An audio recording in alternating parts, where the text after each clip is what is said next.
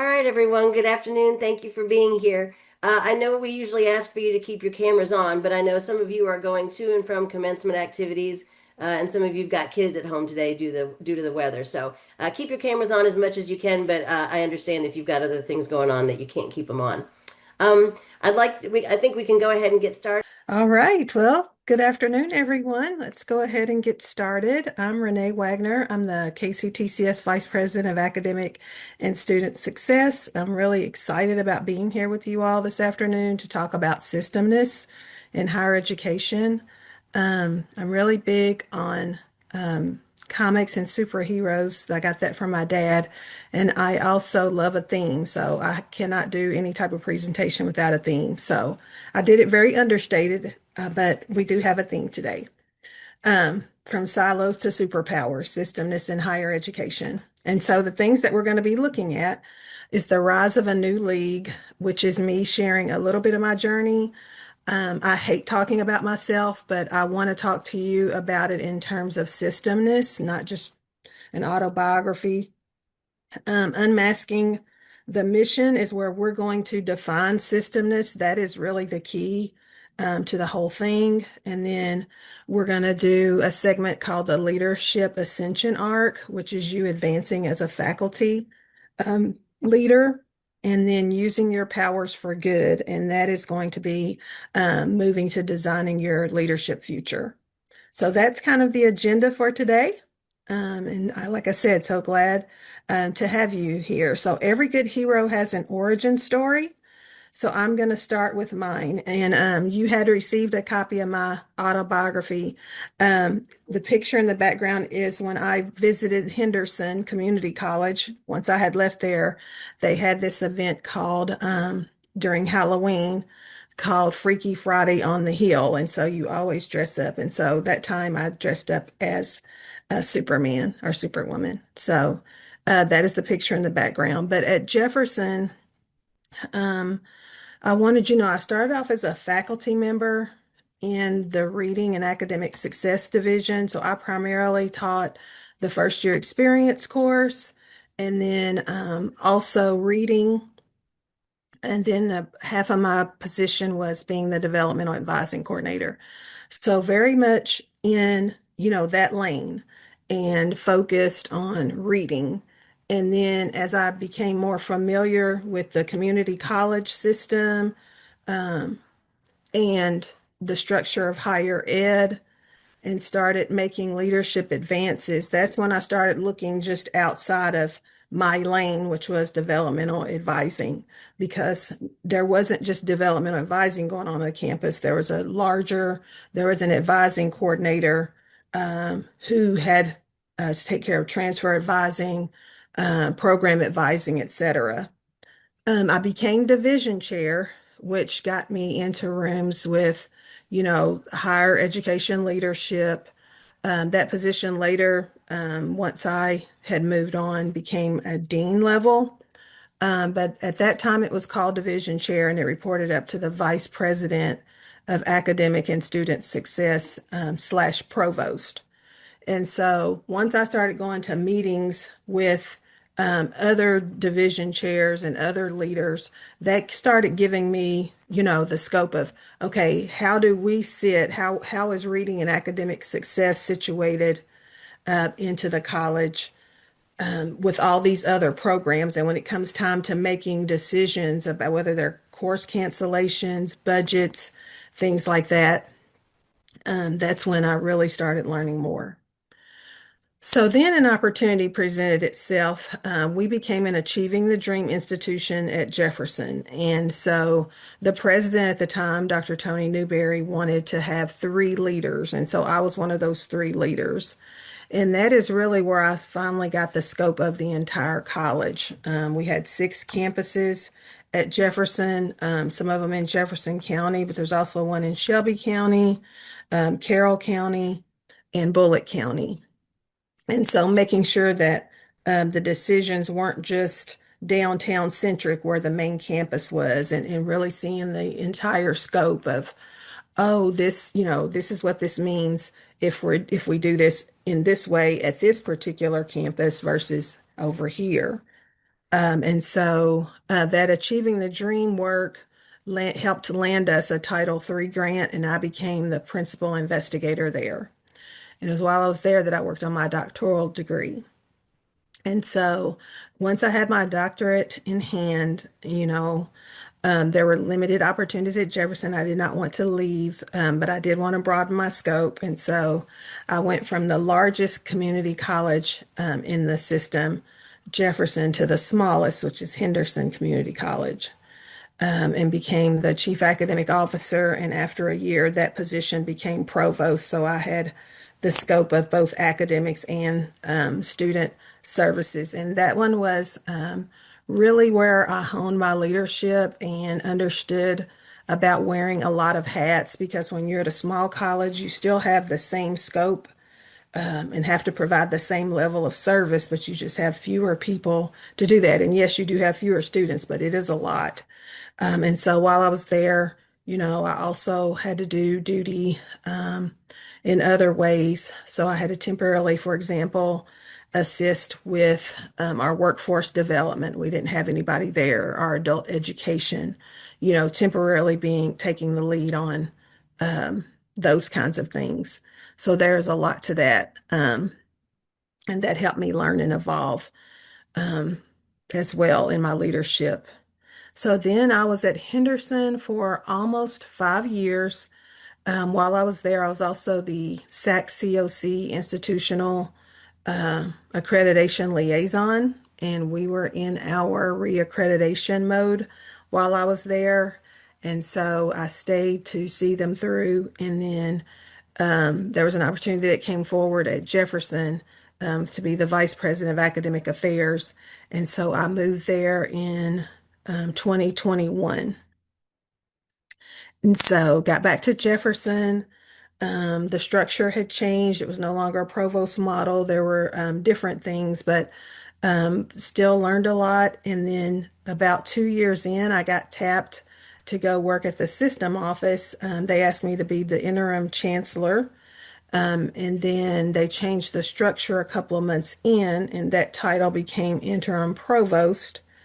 And then it became a couple of other titles, and we got a brand new president, Dr. Ryan Quarles, and he did a restructure. And so this March, as part of that restructure, I became the vice president of academic and student success. And so the transition from a college to a system office was huge. Having worked at, the largest and the smallest, having done my doctoral work at a mid-sized institution, doing master's level work at mid-sized institution like Elizabethtown and South Central Kentucky or Sky CTC, really, really helped me understand systemness. So as we talk today, I will be able to share a lot of things that help you understand systemness and hopefully will help shape how you move as a leader.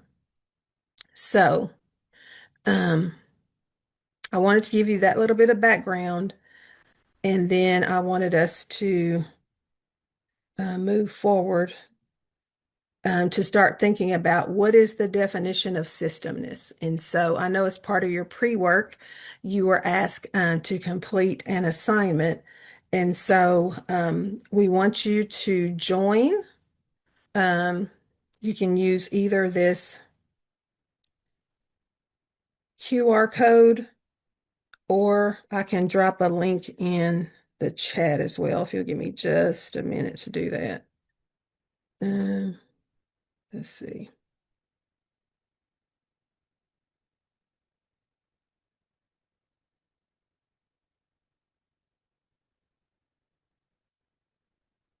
Okay, now let's go to chat.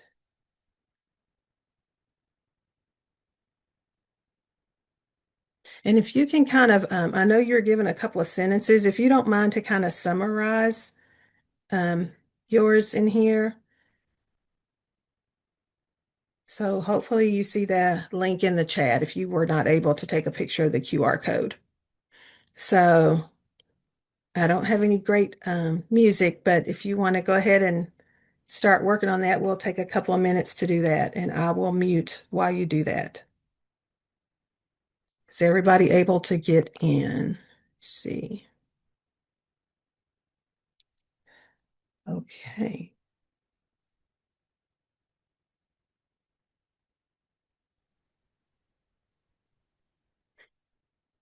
All right, it shows 5 people are typing, so we got things working.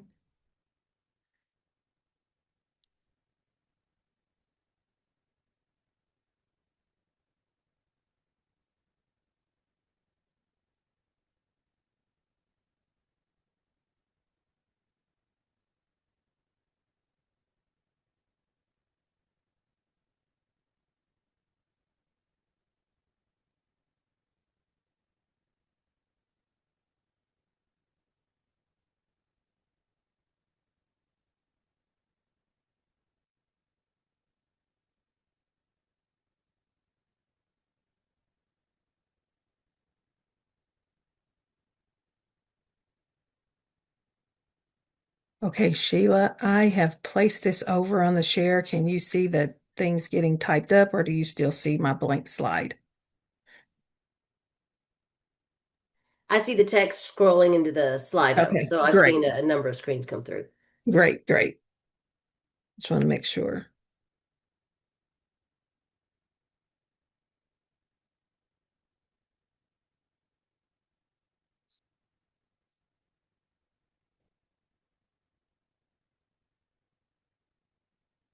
And how many do we have?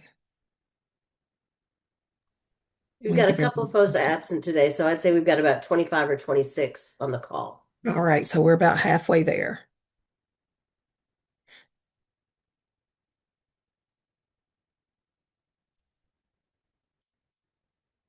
Everyone just take your time.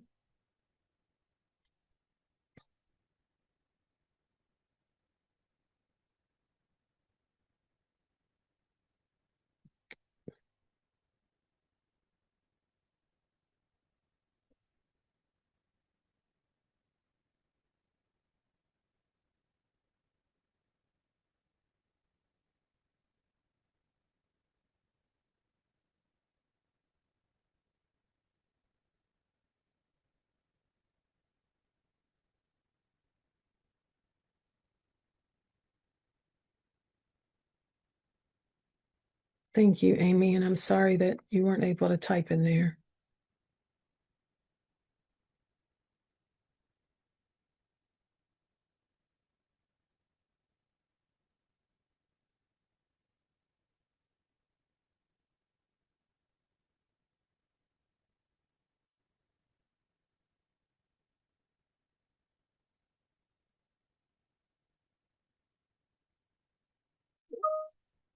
Okay, I'll put that number in there.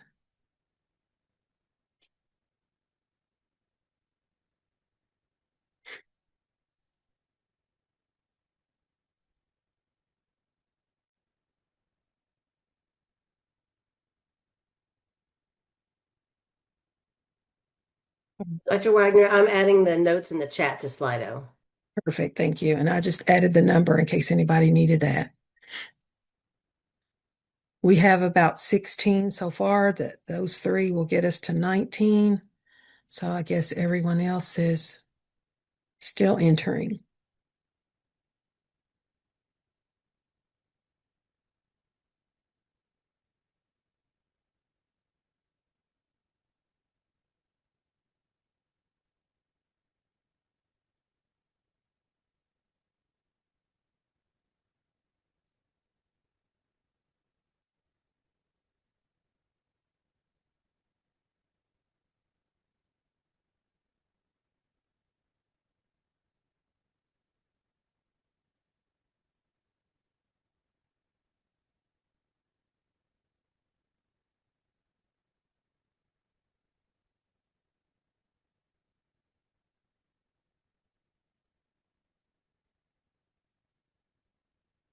All right.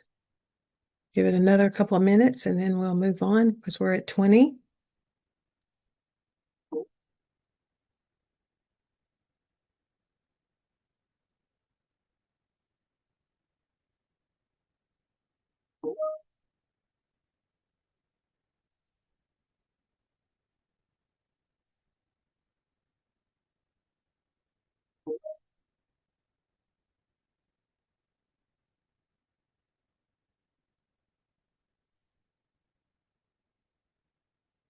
All right, please feel free to continue typing. We will move forward.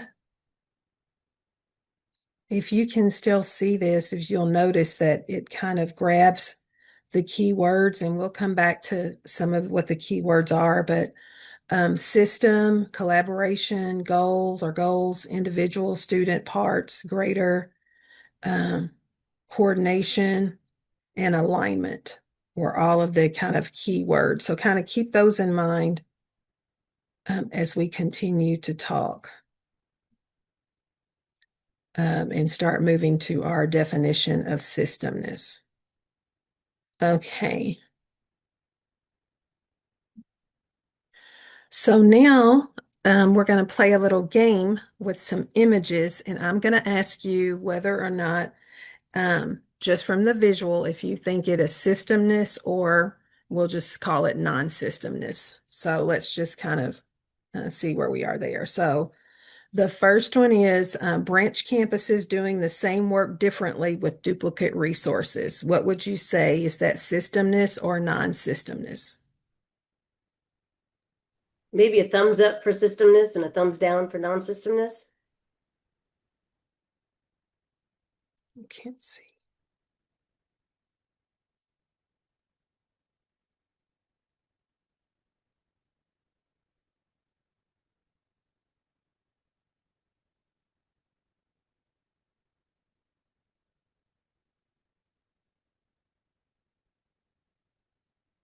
How about we type in the chat because I didn't get to see that. I'm sorry. I didn't Or see if any anybody either. wants to make a comment.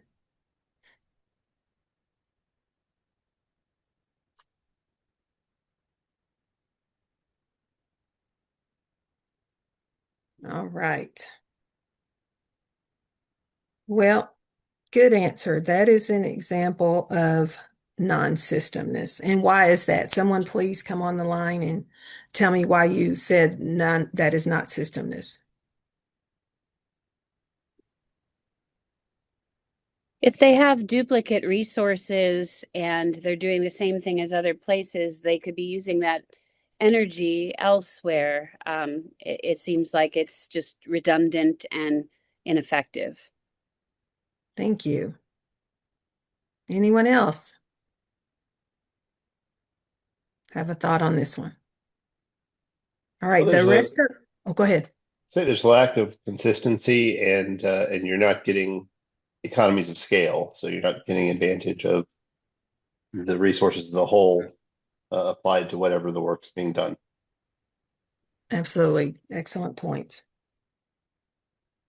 Anyone else? All right. Well, let's move on to our next one. No more words. That first one was just a softball. So what about this one? These interconnected gears.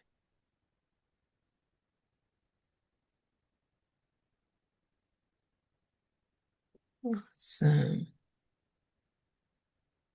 All right. Yes. So everyone who said this is systemness was correct. Does anybody want to share why? You said that this is systemness.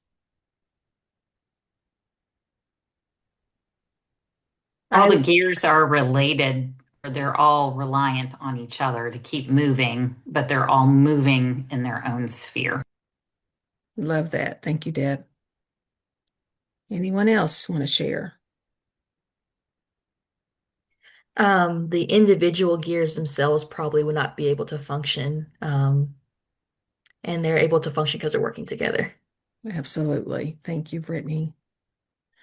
Lorna in chat says they're all working together and yet they're different sizes, offer different roles.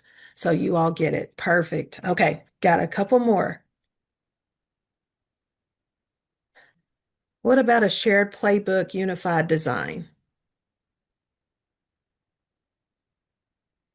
What do we think about that one? All right, I'm getting systemness. Yes. Yeses. Okay. Correct. You are correct. That is systemness. So someone share with me why that is true. why you said that it is systemness. Things are communicated and there is a policy. There's a way of doing things versus everyone having to come up with their own. And the word unified suggests that everybody's on the same team. Or at least unified in the same mission and goals. Yes. Perfect.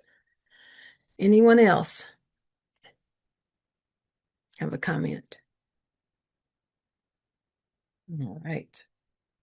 Doing great. All right, what about this one?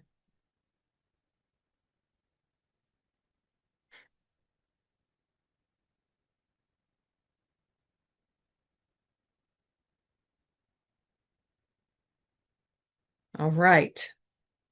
Who wants to tell me why you say no? The silos are literally siloed. Yes.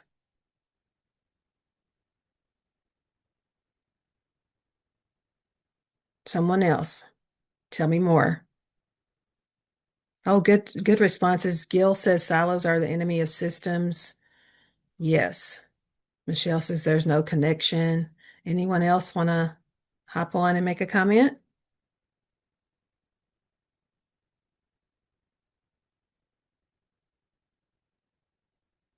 Okay, they're each their own systems. Thanks, Deb. Amy says they're each working independently.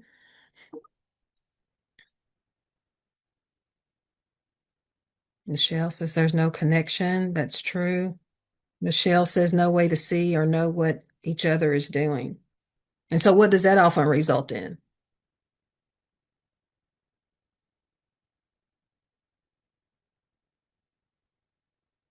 Confusion and frustration and resentment and all of that. Yes, and we're getting more comments, duplication of efforts, often inconsistency or inefficiency, you're wasting resources. Excellent. Poor outcomes. Yeah, love it. I think there may be one more. Was that it? Let me see. Okay. What about this one?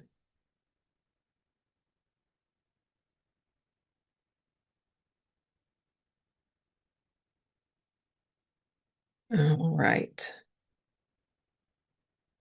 So if you answered system, you are correct. And why? Someone share. This is our warm up. So I love that you're doing like your students and making me work for it.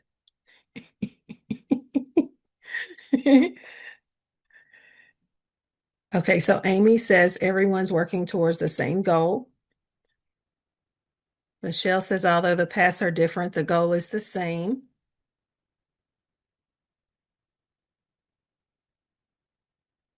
Anyone want to hop on and make a comment? Oh, Justin did unique contributions towards a common goal. That's really good. Ben says depends on what they do once aligned. Good point. Anyone else? I would say of all of the images that you've shared, I think this is my favorite for systemness because one thing I really like about systemness is that it honors everyone's like uniqueness to what they have to offer and how they like to work. So you still get to honor people's autonomy, but Yes. also within this like larger system. And I think that's such a strength. And so I really like these three different people seemingly on these unique paths, but actually they're all going toward, the greater good. And I think that's really cool. I like that. Awesome. I like Renee's comment, leveling up together. That's good as well. Awesome. So I kind of talked to you about my journey and how it kind of led me towards learning about systemness. And then as part of your pre-work, I asked you to, come up with a definition of systemness, and you did, and we've seen a little bit of that. I'll put that back on the screen.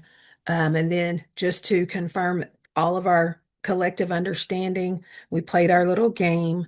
So the next thing I would love for us to do, though, as a cohort, um, is we're going to come up with your definition of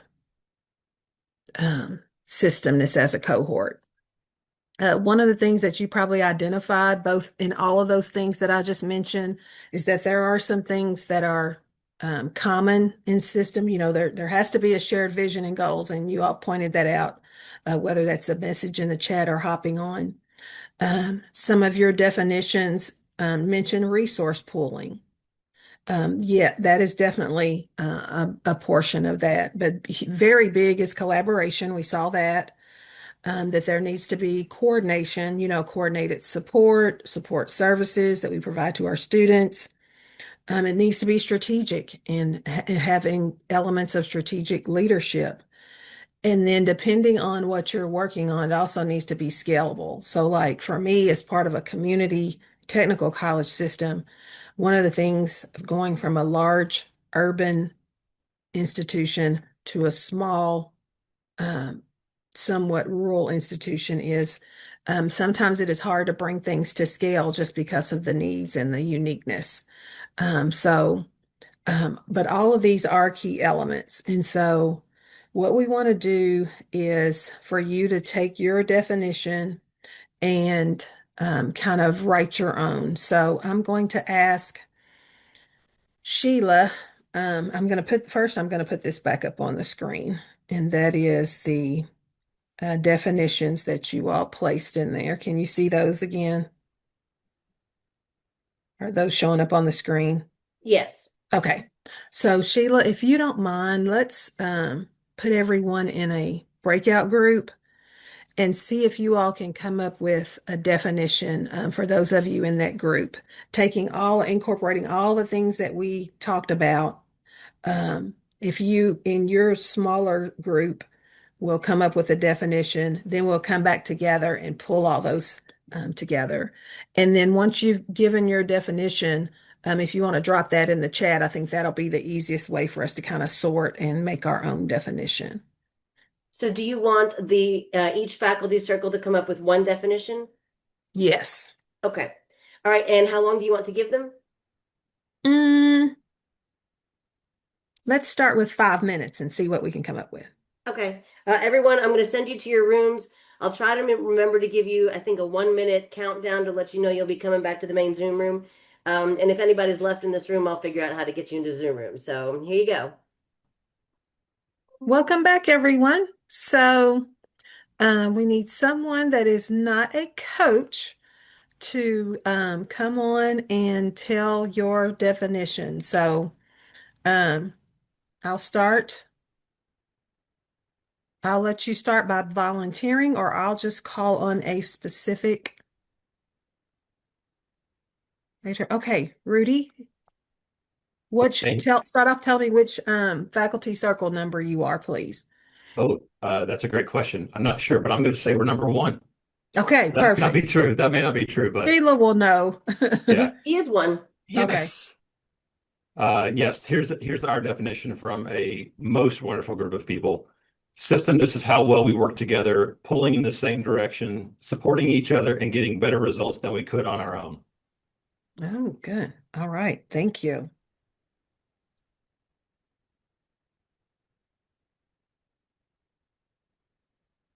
Okay. Who wants to go next? Because we all get to do it. I just put number 5, faculty circle number 5 in the chat. Systemness is the quality where interdependent elements function as a unified whole through intentional collaboration across boundaries, creating outcomes impossible for individual components to achieve alone. Awesome. Great. Okay, ready for the next one?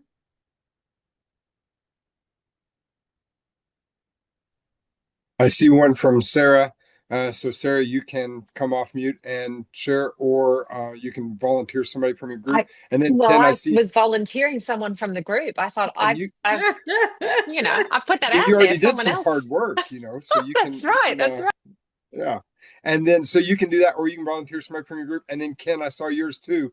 And so, Ken, we don't want you to share. We want somebody in your circle to share. So thanks for capturing them, but then volunteer somebody in your group too.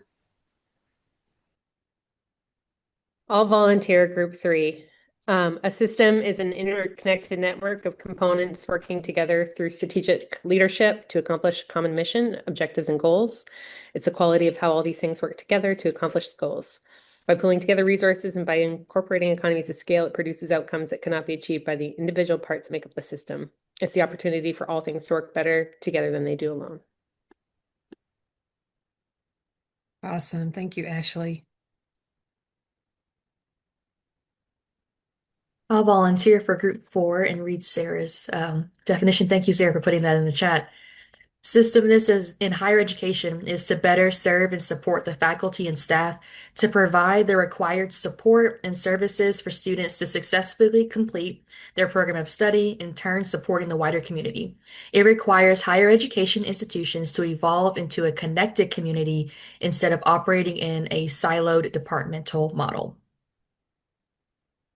Great. Thank you, Brittany. Are we missing faculty circle 2? I see Lorna put their definition in the chat. And so Lorna, you can share it or you can volunteer somebody from your group. I'll do it. Systemness, are we group 2? Yes. I believe so. Okay, good. Systemness refers to the intentional functioning of an institution as an interconnected whole rather than a collection of isolated units. It reflects a shared vision and common purpose supported by collaboration, clear communication, and appropriate standardization that allows work to move efficiently and coherently across the organization. Like spokes on a wheel, individual units retain their distinct roles and expertise while remaining aligned to a central mission. True systemness balances alignment with autonomy, recognizing that creativity, professional judgment, and human individuality are not obstacles to coherence, but essential sources of institutional strength. And a big shout out to Jennifer, who collected our ideas and organized it into this beautiful statement. Thank you, Jennifer. Awesome. Okay. Is that all 5 of our groups? Yes. So I'm sure many of you are used to coding for themes. What did we hear that was very common? Because remember, our goal is to create a definition for the cohort. So what are the things that we can pull out in these definitions that were similar amongst each one of our faculty circles?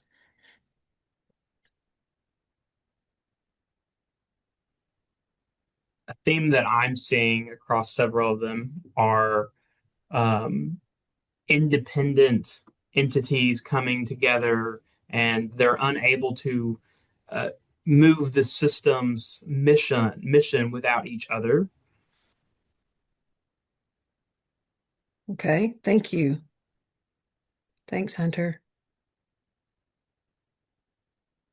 Anyone else? That was very good. Say there's a common mission and goals and vision for the system that they're each contributing toward. Yes. Anyone else? I think it's one thing that's really important is that you have a common approach, but sufficient flexibility within that approach to allow for differences. I think that's very important. Okay. And I'm hearing a lot of you say that, so we definitely want to capture that in the definition. And so, any other thoughts? I put stuff in the comments.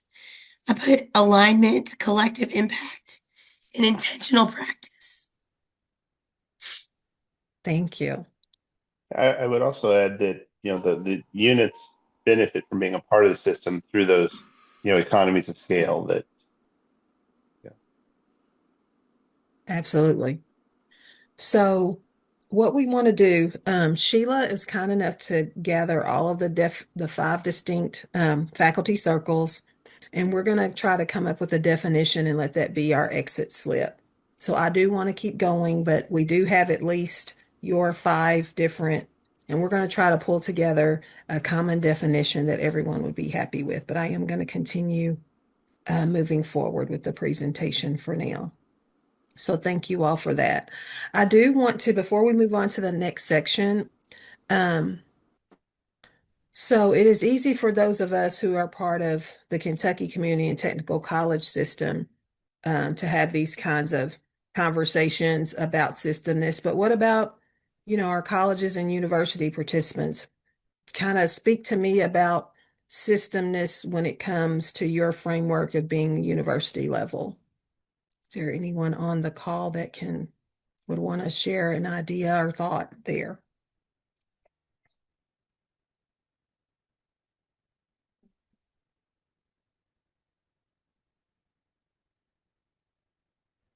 Could you repeat that question one more time? Yes. So for like those of us who are part of KCTCS, we are part of a system. So you got these 16 individual colleges, and then you have a system office structure. But it is a bit different when it's a university or college and university. So I wanted to see if someone who represents a college or university may speak to systemness before we move on from that level, because I don't want this to be just about KCTCS. I want this to be about systemness in higher education.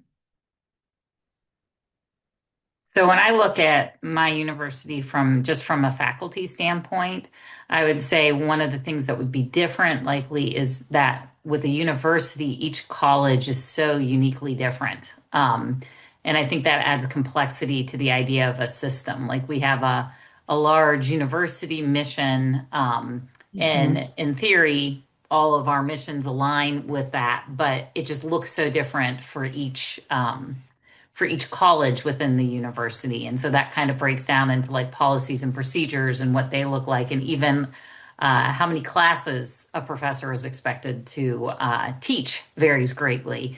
So I think there's just an added dimension of complexity maybe because of that. Thank you, Deb. I appreciate that. Lorna?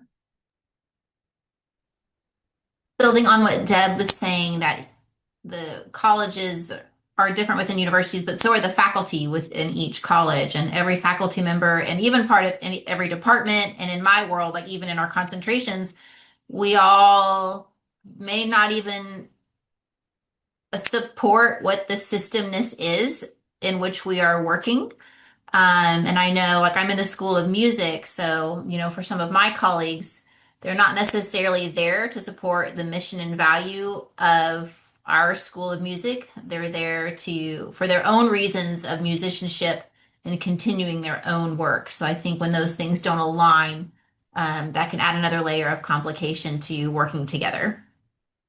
Good. No, thank you so much for bringing that example. Anyone else? This is great feedback. Anyone else? Dr. Wagner, Well- if I can say that we've got 4 or 5 from Eastern Kentucky University on here, and the place where I think EKU excels as a system is around student success. When there is an individual student or a group of students that need something, that's where that kind of, I might even say, ecosystem is brought together to accomplish big things for those students or even that single student. And so that kind of network that we build on behalf of students succeeding and reaching their goals is kind of what we take as a real point of pride. And I think we don't share offices, we don't duplicate services, by and large, but we work together on students' behalf all the time.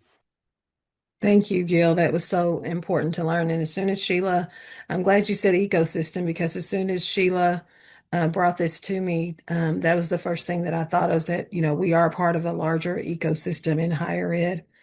And in the role that I'm currently serving in, an additional layer now is connecting with legislators, connecting, even deeper with our community partners, and of course, CPE and other people that we collaborate in that way. So all these add a huge layer of complexity, as you all have mentioned, but these things are certainly important to keep in mind. So thank you for that. Dr. Wagner, I've got a first draft of that definition, so whenever you'd like to use it, just let me know. Okay, well, if you have it, let's hear it. All right. I'll dump it in the chat. which is appropriate because I use ChatGPT to help. So systemness is the intentional functioning of interdependent people, units, and processes as a unified whole, pulling in the same direction toward a shared mission. It reflects strategic leadership, clear communication, which builds trust, and collaboration across boundaries, enabling resources, expertise, and support systems to work together more effectively and efficiently than any part could achieve alone. In higher education, systemness fosters a connected community that supports faculty, staff, and students through aligned structures and coordinated efforts while balancing unity with the autonomy and creativity that strengthens the institution. I added the comment about trust. We know from the session that Dr. Weiss did in September that communication helps build trust if it's done properly. So I added that myself, but it's in the chat. Awesome. So any comments about our definition? Any feedback?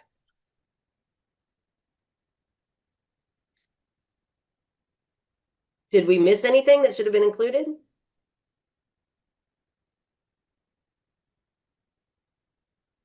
Give you a moment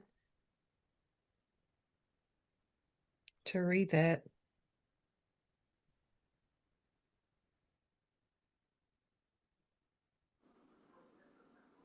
I'm pretty sure I'm not the only one thinking this, but I just recently took Rusty Carpenter's course on tilt, transparency, and learning and teaching. And to me, that's a perfect system because people can use the system even if they think differently, but you can still apply it.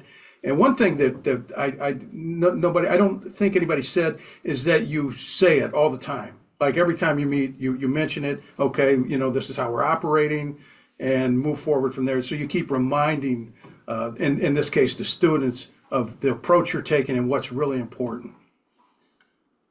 That's great, John. Thank you so much.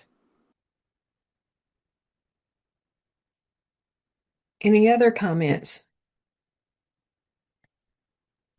I guess one comment that I want to make just by reading up on some things about systemness is there was a paper that was a foundational piece of systems, and it talked about how yes, you want the units of the system to be connected and they want to work effectively, but part of the systemness is to maintain the individuality of the unit so that it maintains the uniqueness, so that, like Gil was saying, you don't want duplicated efforts in certain places, because then you could have your system being driven in one direction and another direction because two units who are not seen uniquely are impacting the overall mission.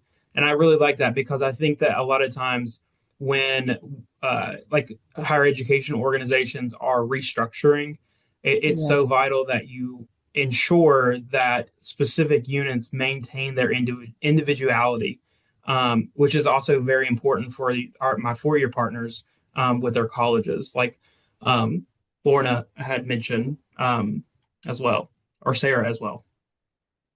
No, that's great. Good point, Hunter. Okay, anyone else? Does anyone want to change anything about this definition? All right, hearing none, I'm going to say it is good. Thank you so much, Sheila. Okay, so now let's move on to talking about you advancing as a faculty leader. So I'll call this section the Leadership Ascension Arc.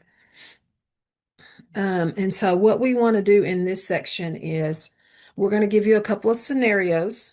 We're going to start with the first one and give you a little bit longer than the first time because we want you to ask some questions. So instead of 5 minutes, you'll have 10. But we want to give you these scenarios because we know that you may be interested in advancing as a faculty leader. And so in each of these situations, your new role is you are the chief academic officer or provost, depending on what model is used at the particular institution that you're at. And so we have the first one. The first issue that we're going to address in this section is you've been informed that 10% of the programs are going to be cut. So again, you're the CAO, provost at your institution. So you are very close with conversations with the president. So you've been in executive leadership team meeting, and the president has informed you that these are necessary cuts, and here's how your unit is going to contribute. You're going to be cutting 10% of programs. So what I want you to think about is, what are the factors that should be considered if you're going to have to cut programs? And are there any factors that should be irrelevant? And then how would you communicate these cuts to, depending on how you're structured, whether that's a dean, a division chair, however. And then how does your understanding of systemness impact your decision making? So think about those questions as you do this. Make sure that you do have a facilitator, and you will come back and kind of walk through what are some of the things that we should consider with this. So anxious to see what you come up with.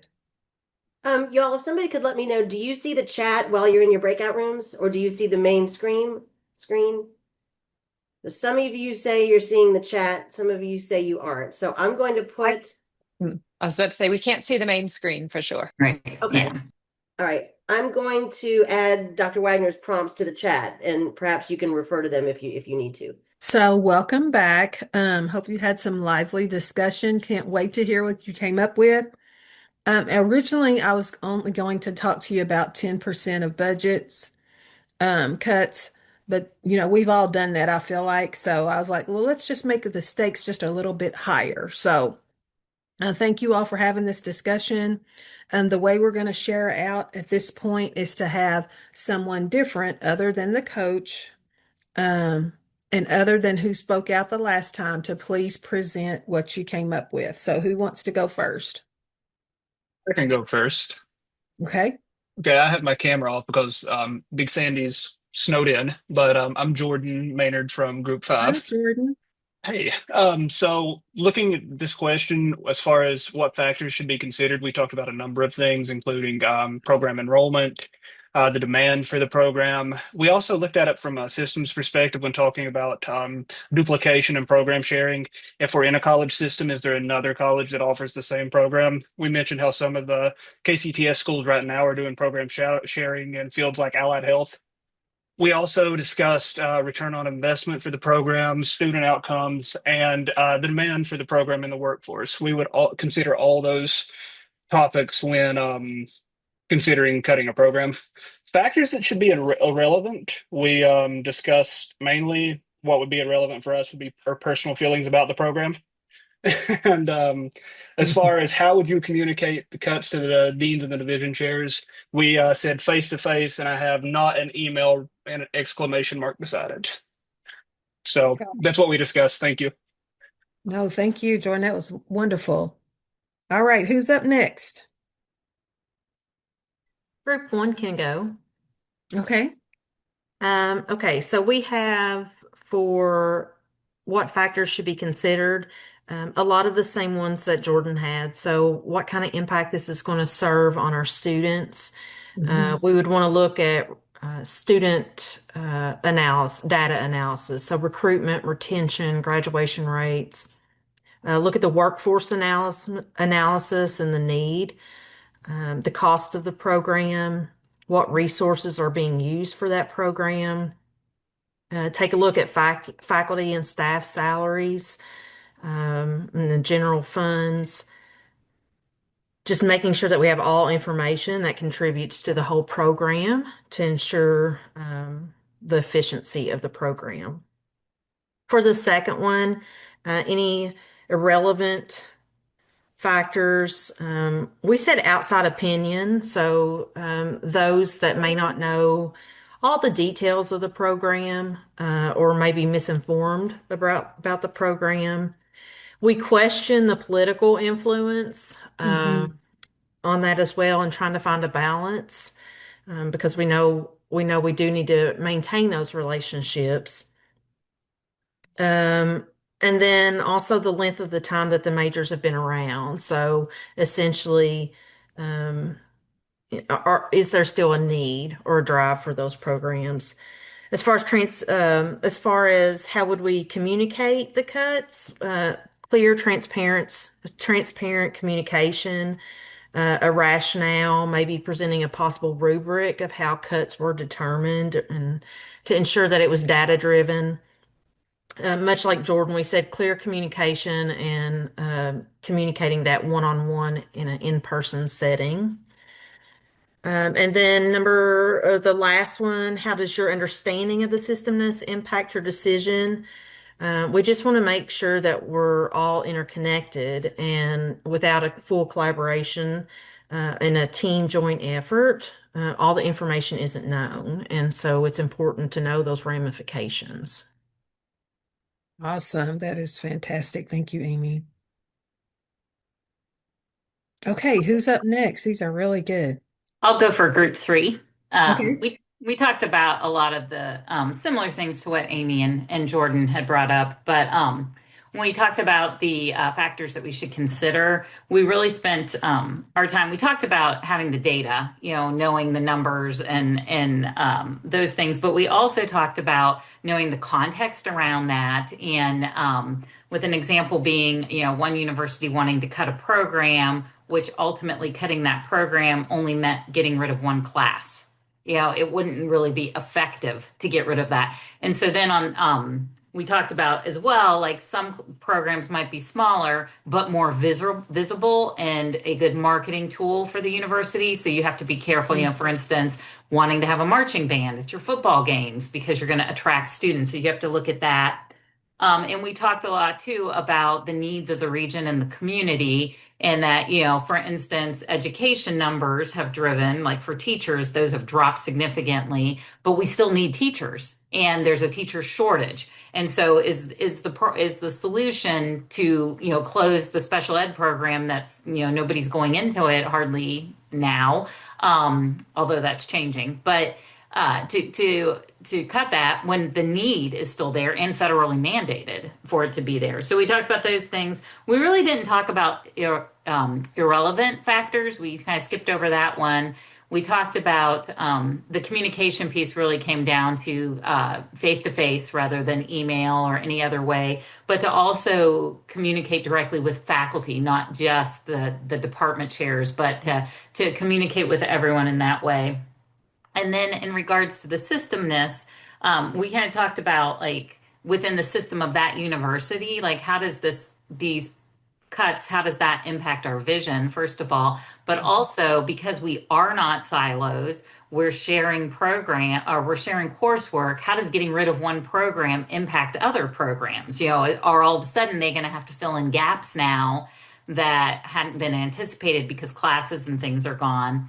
And on the same token, looking outside to the bigger systems we're in, if we're cutting a program, is there a university nearby where that program is accessible to our students? Or is, instead of cutting the program altogether, the possibility of sharing and pooling resources? So, Excellent. Thank you, Deb. All right, who's next? I can go for group 2. Okay, thank you. As far as factors that we considered, I mean, we had a laundry list of factors, everything from student enrollment to revenue generated, impact to stakeholders. There is just so many attributes to think about when you're looking at program reduction. Some of the factors that we felt should be irrelevant, we couldn't really come up with a lot. Everything we could make an argument, and I think this situation is kind of a very top-down approach, but we came up with lots of factors, and they all impacted the decision-making process. So, how would we communicate? It was suggested, and I think we all agreed, these should probably start out as maybe one-on-one conversations with deans and department chairs and division heads, and then move on from there. And then as far as the systemness, the thing about the system is when it's weakened by something like this, everybody's affected. It could be, the entire system's could be damaged, just could be difficult for them to overcome in the future. Yes. Thank you. Thanks, Samuel. All right. Who else do we have?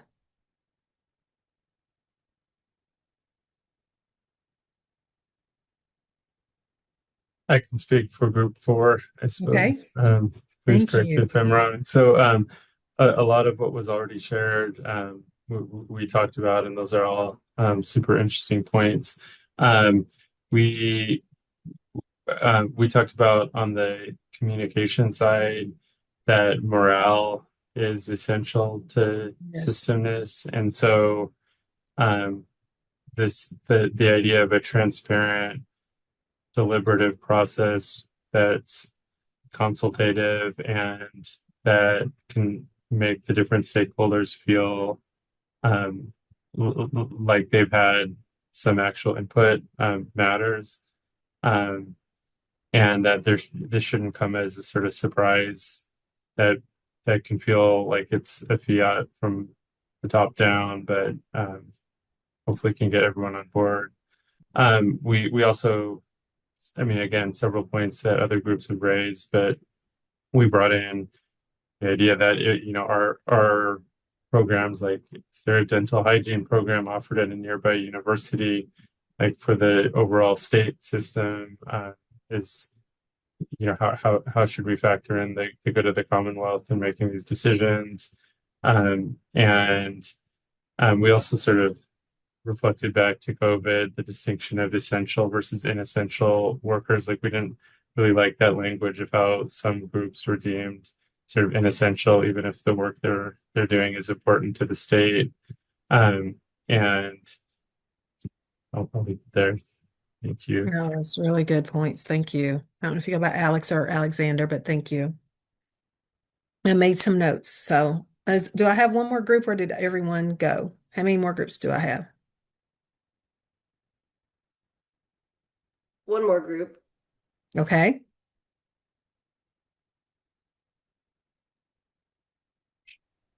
I actually thought we heard from everybody already.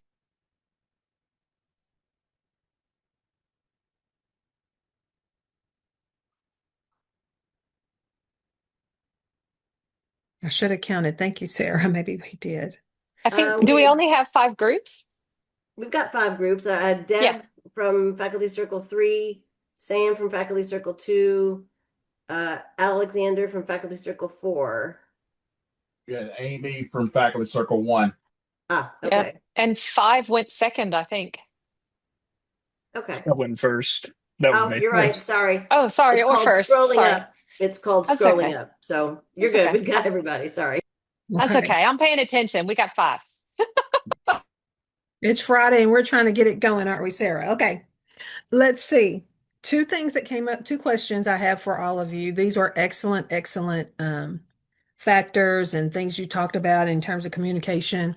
Where would you put the program review process in this? Anyone? So I think that probably that's where you're looking for, when you're looking for what factors should be considered, that's where you're pulling a lot of your data, historical data, and projections of the program and things. You're getting a lot of information from those program reviews, even though I guess maybe none of us talked about it. There's got to be somewhere we get the information from. So yeah. Thank you, Amanda. You're welcome. I agree with Amanda, and looking into, I come from an accredited program, so Okay. we have to do program reviews each year and submit those. So if we're not graduating a certain number of students, or our graduates are not passing their national board exam, that's definitely something to consider. Okay, thank you. Anyone else? Another item I wrote down, and this came after listening to everybody talk about the communication and then the transparency piece. One of the conversations I have just recently been in is making sure that leaders understand the difference between transparency and honesty. Now, what do you see as the distinction between those two? Because when you say you want us to be transparent, what does that mean? Transparency versus honesty. Anybody have anything on that one? Uh, yeah, I'd like to say something on that. Thank you, Ben. Yeah, sure. So I believe being upfront with those that are in your circle to let them know. I'll try to share with you the information that I can, but realize that there's going to be times as a result of my role here that there's things that I can't share with you. And so if you'll work with me and understand that, I believe people largely will respect you and see you as transparent. Thank you. But I think too, with that, I'm going to chime in. Sorry. Go ahead. It's funny you asked that because I always, for a long time, thought they were kind of the same thing. They're not, they're intertwined though. And so you want to be transparent, but you don't want to mislead anybody or deceive anybody because you still want to be honest, but I agree with you, Ben. You want to share what you can share because oftentimes, like when we talk about, like when we talk about faculty things, sometimes you can't always share business that is private, but you definitely don't want to mislead. I think it's really important. You don't want to mislead or you want to be truthful as best as you can, I think, in a leadership position. Yes, thank you. Lorna, thanks for what you shared in the chat. That was definitely a huge part of that discussion I was in with a group the other day. So thank you for that. That was the very notion of transparency is being proactive and sharing without having to be asked. So anyway, that was very important. Okay, we've got one more, and then we're going to move towards wrapping up. So I have one more scenario for you. Since you're doing so excellent, we'll cut down the time on this one. This one is, you have a brand new president who rose to leadership from the academic side of the house and was a former CAO or provost. You're a new CAO provost, and you've been tasked to change the institution's teacher course evaluation process by the new president. So, who should be included in the discussion and decision-making process and why? Who dictates the questions? What data points would you use for the work? And then same question about how your understanding of system impacts your decision making. So we'll give you 7 minutes on this one, and I'll ask Sheila to drop the questions in the chat.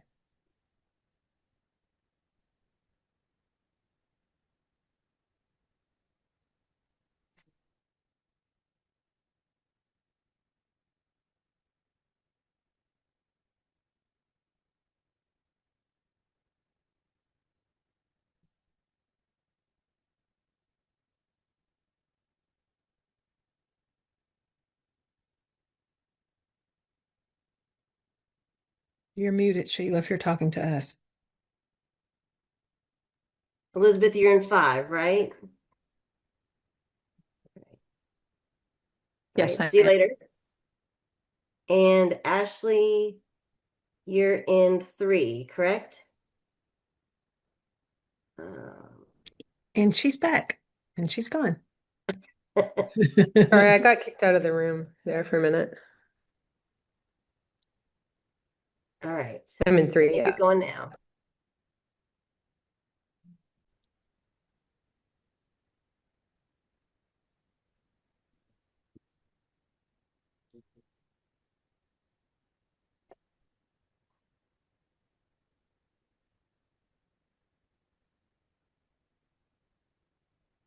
So maybe this wasn't enough time. Nobody's nobody's back in the room, zippy spot like.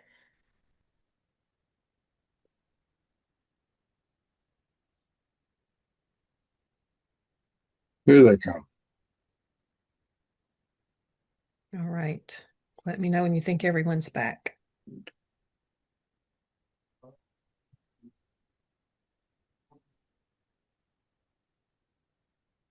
Just the overachievers in Faculty Circle 5.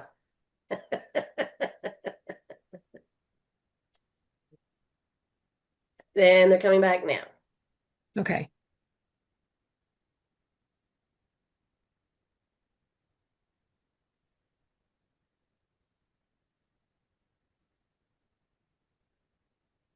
All right. Thank you all. Hope you had another lively discussion about this one. So I think I want to start this time for those who are kind of earlier in their career. If you'll start, I know you may not have a lot of context, but if you can kind of even share what was important for you to know to even think about this one. So who from that's early in their faculty career, which circle number might that be? Would any of you want to share and go first? That would be circle number 5. Okay. So who hasn't spoken that doesn't mind to share? I'm going to share from Faculty Circle 5. Thank you. So, looking at this piece, I really was thinking about how we had kind of switched to a different platform for teacher course evaluations, and we were kind of discussing that in the group. So if we're looking at who should be included in the discussion and the decision-making process and why, I think if you're looking at a course, the faculty should be included, but I also think leadership and ensuring that outcomes in general are kind of being met. And when I was thinking about who dictates the questions, I was talking with my group about we switched to a new evaluation platform, and really the prior one, the questions were worded in such a way that it made it super easy for students to just make it personal and make it really subjective and just kind of rip faculty to shreds. For it could be their personality, it could be the way they looked, it could be anything that really wasn't related to the course. And with the new platform that we use for course evaluations, it really kind of the wording of the questions moves the accountability to the student. Were you prepared for the course? Did you achieve the outcomes? What did you think? Now it asks like, how did your faculty benefit you and things like that. So I think changing the mindset to not necessarily kind of be satisfaction like for the student, but really if they're achieving the outcomes. So leadership, the faculty that are involved can really kind of dictate the questions, and then just making it more about achieving the outcomes of the course rather than what you liked or didn't like about the faculty, is probably more beneficial and kind of looks at overall the outcomes of the course and then the program and then kind of the system in general. Okay, thank you. All right. Who wants to go next?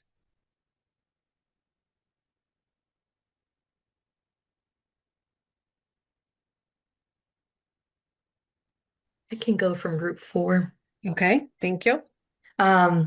We said a lot of the same things that Elizabeth said. I really appreciate their discussion that they had. Some things that may be some things that we could add to the discussion. We were talking about as far as who should be included. We considered multiple different stakeholders. We did, of course, want faculty in the discussion. We also wanted a student representative in the discussion as well to get their viewpoint. We talked about also possibly like academic advising or Office of Student Services to get their feedback on student needs as well. And we talked about also trying to keep in mind biases that can come up in these evaluations and folks that can help with kind of giving some information about that as well. As far as dictating what the questions will be about, primarily would be faculty, but also keeping in mind the input from everyone in that discussion. We talked about also including someone from like the Faculty Development Center, or if there's a center for teaching innovations on that campus, we want to involve them as well. And just keeping in mind that all of these different people play a role in as far as thinking about systemness, and that even though as faculty, we of course are a big part of the discussion, we have to keep in mind the student perspective as well, and trying to make sure that everyone's voices are heard in that discussion. Thank you. Thanks, Brittany. So Elizabeth, going back to what you shared in terms of the new platform, when you all were having those discussions, did yours also include like anyone from your information technology area? So Sometimes I will say that the platform had its own kind of subcommittee for the Got it. university as a whole, Mhm. that I wasn't a part of. But it was through all of the different colleges. It had representation everywhere, and it's a very standardized, like I can add questions about my particular course if I want to find out Okay. it actually like information related to my stuff. But in general, it's a very standardized evaluation. It kind of keeps things very neutral, kind of puts the accountability on the students to figure out how if they achieved things, not as much about how I did or didn't achieve it for them, if that makes sense. It does. Thank you. Okay, who's next? 3, 2, or 1? I can go for group 2. Okay, thank you. We had some very similar themes in our discussion, even about how unique course evaluations can be for different types of classes, and that faculty and students maybe should have some input on what those evaluations should look like to make them the most meaningful and helpful for everybody involved. And then at the end of our discussion, Jennifer really kind of shifted our focus and reframed it a little bit and gave the example of, if you're a provost and you're sitting in your president's cabinet meeting, and your president's like, I don't like the evaluations, go fix it. Like, literally, what is your next step? And because we had talked about like who we want to be involved, but when she kind of, at least for me, when she put it that way, I was like, wait, so we kind of like panned out a little bit, be like, okay, we know what you want to happen, but like, who are you going to reach out to like get the work done, particularly if you're on a time limit. If you don't have a year to get this done, what if you only have until like your next meeting with the president to come back with some sort of like task list that you have completed? So that's Well, I our want to report. thank you for that because it was very important. That's a key piece of how that one was worded, is thinking about you were told that, because at the level that you're the CAO provost, so you're probably like number 2 to the president or number 3. It's very important that you think about those conversations. So I'm glad that came up in your group. Thank you. All right, 1 or 3, who's next? I'll go next. Faculty Circle 3. Okay. So we started out by saying that we really needed to ask first, what are we going to use this for, and then go from there. People that should be included, deans and department chairs, and then of course faculty driven. A couple of us had talked about how when we revamped this evaluation process at our colleges, we had a faculty task team, and then that went up through faculty council, then to CAO and president for approval. As we went on and we looked at things like who dictates the questions, of course, faculty, and then we added students in there. So it would be good to have maybe a student panel to ask students what they would like to report on, what they felt would be important for helping a faculty member get feedback on their class. And then in terms of the data points, someone did mention that open-ended questions are really good, that they were allowed to add their own questions to their teacher evaluations. In terms of other data points like student success, and then we did have a group member mention faculty to faculty evaluations, tenured versus non-tenured. And then in terms of systemness, we talked about like there are things a faculty needs to know that we ask on these evaluations, but there are probably also questions that the institution needs to know that might be related to strategic planning. And then just in terms of systemness, common versus unique differences, and having to decide on that as well. Thank you, Amanda. Okay, number 1. Group one, I'll go ahead and go. It's going to be a little hard to find some unique things after listening to everyone, but we agreed that the deans and faculty need to definitely be involved in the chairs. And in the spirit of systemness, we would reach out to student representatives either through SGA or some other way, because they need to know what kinds of, or we need to know what they are looking for in teachers as well, and what kind of questions they'd like to see. We talked about how at times some questions are not really applicable, and it doesn't really cover the data that we think it's covering, because if a student's unhappy, it's their, I think Elizabeth said, their chance to kind of attack the faculty member. And also, depending upon their grade, that could influence how they rate. And so that can then have negative implications for us. So we decided that those who should dictate it would be the deans and chairs, since they're conducting the evaluation. And we wanted to have some representatives from industry and maybe a professional advisory council for the content area the faculty member taught, so that they could give us input about how well we're preparing those who are going out. We also mentioned a faculty teaching and learning center, or experts in the field of pedagogy, particularly teaching and learning, because many faculty members are trained in a content, but not necessarily instructional strategy and that sort of thing. We believe that the evaluations should be customized so that it could be an instrument that's used for particular departments and colleges based on the discipline. And those questions could be tailored specifically to what we feel would be covered in that area. So science is very different than, say, humanities. And the data points we would use could be, we call it at Moorhead an FEP, a faculty evaluation plan, which is a spelled out contract of what's expected of us during our coursework. And so we could use those as things to assess. So if those are the things that are expected, then we assess those things. Also, an index for student learning based on their perception. Maybe a Likert scale of some sort based on rigor and the challenges students believe they were given.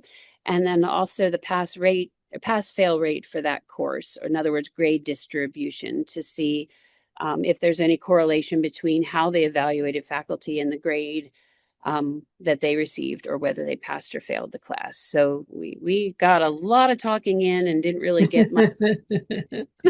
Awesome. These are excellent points. Thank you all for your feedback. One of the ones that I wanted to pull out in the time we have left is about the institution having needs. So like having questions, for example, from my standpoint about, how is there a difference in what students perceive if it's a face-to-face class, a fully online, or a hybrid model. So just I was appreciated the fact that someone brought that up. Other things were, it was important for the context, and that helps lead us into the next section and kind of wraps us up. So like I will close this out by saying, well, what if you don't agree that the teacher evaluation process needs to be changed? So then those sorts of things come into your leadership, and how do you start to advance as a leader? So that's what this last section is about, is designing your leadership future. And so the thing that I was happy about is that you all, with number one in your definition, you all highlighted that systemness does amplify, but it doesn't replace local excellence or individuality or the uniqueness of a particular institution and things like that. And that, collaboration is key. It is not optional, because, we don't do optional, whether we're students, faculty, administrators, but we're being very strategic. Being a leader really requires us to shift from my to our, and from me to us, and that our strengths can be intentionally applied to system level influence. And that it's a mindset. So it's not just where you sit and it's the job title, but it's actually a mindset of, how do I think beyond my little piece of the puzzle and look at the entire puzzle once it's put together. So,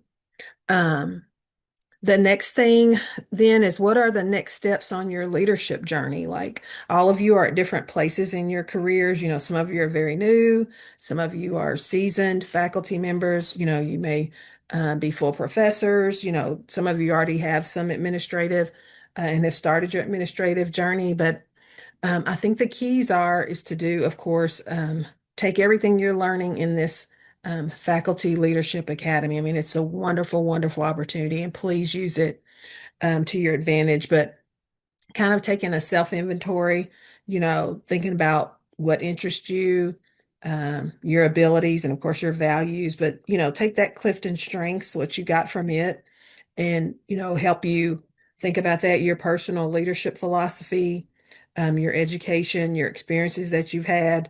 So, you know, kind of reflect and journal about those things to help you.